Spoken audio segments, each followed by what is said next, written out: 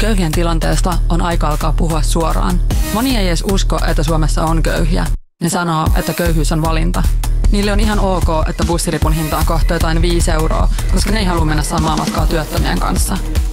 Ne sanoo, että köyhien ei edes tarvi asua kaupungissa ja menee sit ostamaan 2 euron hampurilaisen, jonka myyjä ilmeisesti ansaitsisi olla koditon.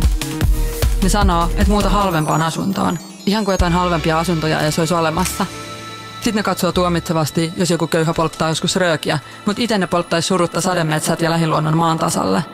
Ne leimaa ihmisoikeustaistelut identiteettipolitiikaksi ja tönii vähemmistön edustajia baarin jonossa.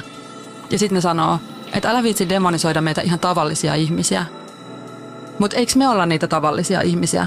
Me, jotka halutaan, että kaikilla on kotia, ruokaa ja lähiluontoa ja kulttuuritapahtumia. Me halutaan sitä, mitä kaikki muutkin. Kunnioitusta, mahdollisuus tavata ystäviä ja hyvä terveydenhuolto.